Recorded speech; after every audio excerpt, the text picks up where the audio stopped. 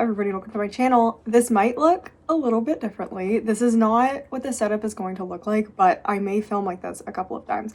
Lighting's not great. The library is still not even close to being done. However, these are the shelves. These are the shelves, they're upstairs.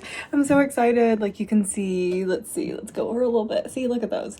However, still got a lot of stuff. Still got a lot of stuff to work on. Still missing 6 shelves. They are coming next Wednesday. I'm just so excited. I'm so excited. But today is for looking at the Goodreads Choice Awards and see who actually won. I don't know if I actually made any predictions, especially because I missed the top 10. I just totally whiffed it. I was so busy doing other things that I missed the deadline. I thought that the voting was closing on like the 2nd, not the 30th, so I missed it by 2 whole days. But we're gonna go over the winners, etc., and kind of talk about it a little bit. We're not gonna go over Romantasy too much because I'm gonna go over the winners of the Romantasy category and the list in my Romantasy vlog that is coming out Sunday. I'm just about done that video. So that being said, let's look at the winners, and I'm looking at my laptop down here.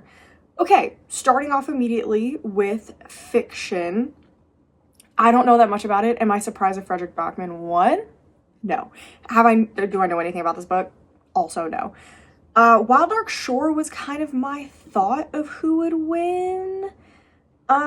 Everything else, the Elin Hildebrand made it to the top 10. I'm not really surprised about that. I'm kind of surprised the Girls Who Grew Big didn't get higher, or, well, Cursed Daughters is pretty new, but a lot of people were talking about the Girls Who Grew Big, so I thought that would be higher. But again, I don't really know anything about the fiction category. So Frederick Bachman and Wild Dark Shore being at the top 2, not very surprised. 167,000 votes to 107,000. That's a big gap. Oh, and then yeah, Down to the Correspondent, which is only 41,000. That's a huge gapage. Next, we have historical fiction. I'm not gonna know anything about this either. Yeah. Taylor Jenkins Reid, 254,000. The next highest is 97. Again, not really surprised. I wanted to see where the Hounding was because I was happy the Hounding was in here. Yeah, so it didn't even make the top 10. I was really happy to see that the Hounding was in this category and not in horror because I read it as a horror book and it was not a horror book. Mystery thriller. Mystery thriller. I think the Frida McFadden. Oh, the air conditioning just popped on, so you might hear that pretty loud. I don't know the sounds in this room very well, so yeah, that's pretty loud. So hopefully I can like dampen that a little bit in post. So I'm definitely gonna probably have to use my little microphone up here for future reference. Okay, winner. Really? Really? People are gonna be happy just because it's not Frida McFadden. However, I didn't think this was necessarily a really good book. So now I'm curious, was this, let's see what the rest are. Tenant came second. Tenant came second. I'm very surprised. I actually really love the Tenant. I would have been happy for it to win. I know a lot of people wouldn't have. The Richard Osman got 3rd. It is like the 5th in a series. Yeah, it's number 5. Alice Feeney, which I gave a 1 star, which is one of my worst books of the year, came 4th, but a lot of people read it and I think it was a book of the month. Not quite dead yet winning. I'm sad. I voted for Vera Wong. Yeah, I'm sad about that. I'm sad about that. Oh yeah, I wanted to see how far out the other Frida was. 1, 2, 3, 4, 5, 6, 7, 8, 9, 10. Ooh, it was 11th. The Crash, which I gave 1 star, also worst of the year, was 11th, so it almost made it to the top 10. And then The Intruder was down here, but The Intruder is brand new. Get Me Not, I actually enjoyed. I think I gave it a 3 star. I recently read it. Ghost Ride, I gave it 3.5. So I still would have kept my vote for Vera Wong's. I'm glad I made it to the top 10, but I'm sad it wasn't higher up. Next we have romance. I'm assuming it's going to be either the Ali Hazelwood. It's gonna be, what else was on here? I'm trying to like remember. And again, all I know is like the top 20, not the top 10. Oh, what else was on here? I know I'm missing a bunch of stuff. Oh yeah, the Abby Jimenez is on here. I haven't read that one. I think that's it that I could think. Oh, the Emily Henry. I didn't think about this one as that. I feel like this one probably was more literary fiction than actually romance, which is what I've heard. So yeah, then the Abby Jimenez. Oh, I said Ali Hazelwood. Deep End.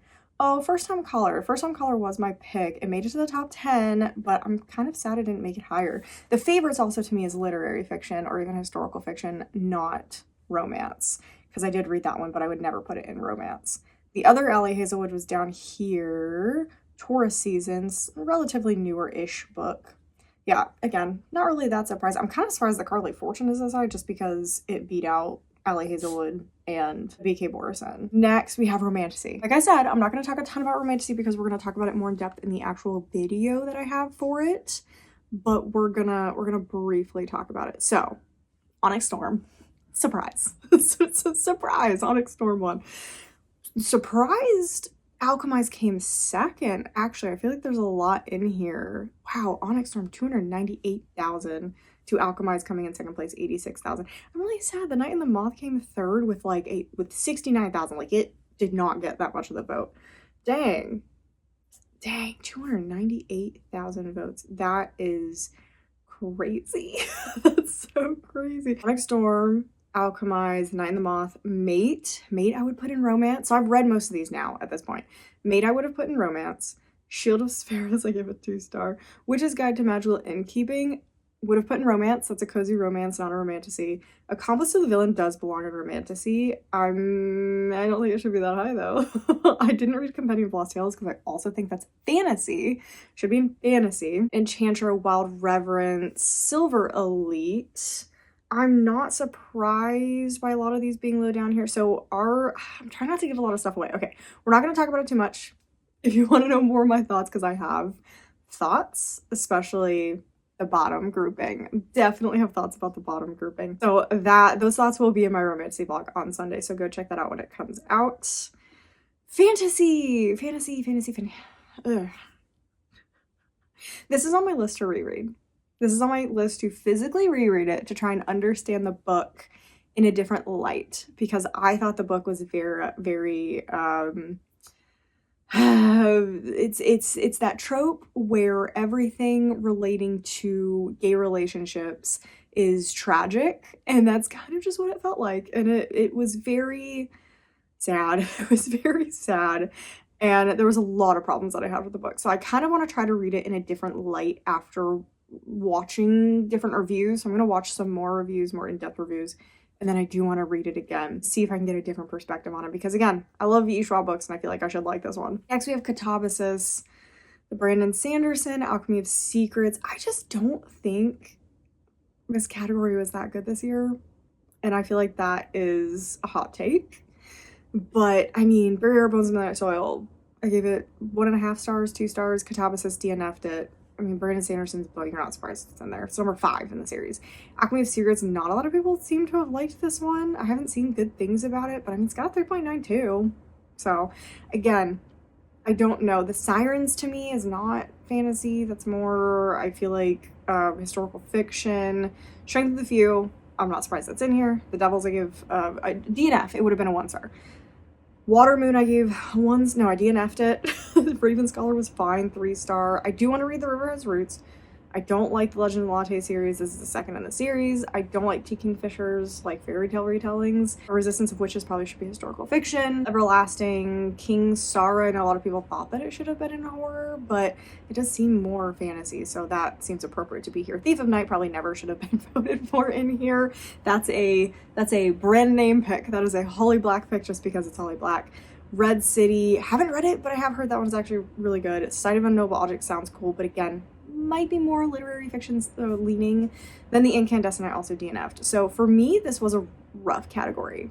It was a rough category, and I think some of the stuff, I don't know, it's so weird to have a fantasy category and a romantasy category, because when you look at this category, it's a lot of dudes, and it's a lot of women still, but it's a lot of dudes, and it feels almost like the romantasy category was chosen to shove some female writers over there and to open up a fantasy category for more serious fantasy books. And it's like, is this just adding to the discourse of romantasy not being real fantasy? That's what it feels like a little bit. So I'm a little disappointed in that. Also feels like it's just a way for people not to let Onyx Storm win the fantasy category or Sarah J. Maas. You should just have a category that is just Stephen King, just by himself then.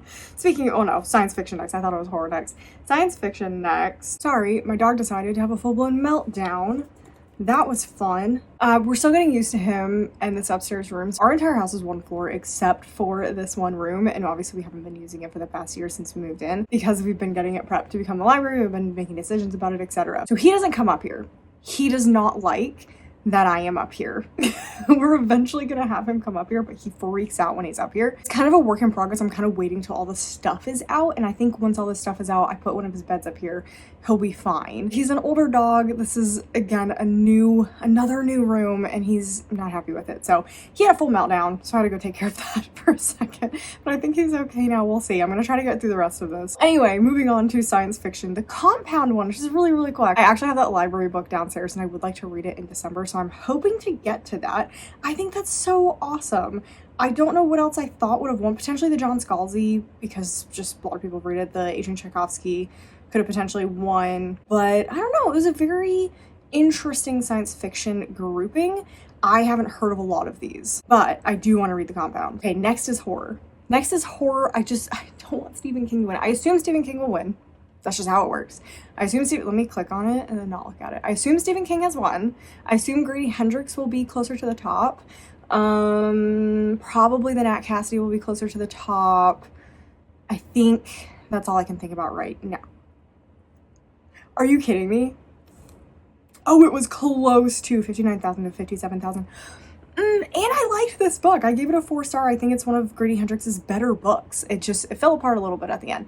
I loved it. It was so good. It speaks out about women in such a fantastic way. Like, you can clearly tell he talked to a lot of women before he wrote this book. And I appreciate this book so much for what it does. And I'm so glad Stephen King didn't win. Because to me, again, people have talked about this one. It seems more like a thriller than an actual horror book. I can't believe that. So many people are going to be so happy. They're going to be so happy that this ended up winning. Did Nat Cassidy not even make... Oh, it missed the top 10. It was 11. Oh, man. I'm surprised We Love You, Bunny made it to top 10, to be honest. Just because of nobody is liking it. The Bewitching, again, I actually have that from the library downstairs as well. I do want to read Hungerstone. Pretty much everything in here I want to read. Bat Eater is one I'm actually going to reread for that video I've been talking about in a couple of my other videos. Oh, Blood on Her Tongue didn't make it to the top 10. That's so sad. Dang, I'm surprised Coffin Moon wasn't higher just because it was an aardvark pick, and a lot of people talked about how good that one was this year, so I was expecting that one to be higher. Debut novel, we're not going to go through this too much. Yeah, Alchemize, that's not super surprising. Audiobook, again, I don't really like this category. Onyx Storm, it's just going to be a popularity, yeah, look at that. See, it's just going to be a popularity contest of what books you like, not necessarily if the actual audiobook is like something special. Young adult fantasy and sci-fi. Not a surprise. It's not a surprise. I gave it a 4.5. I am surprised Fearless is second, because a lot of people have talked about how this series gets worse as it goes on, but apparently that is not the case. That's a lot of people. I'm sad Rebel Witch didn't win. I would have preferred Rebel Witch to win.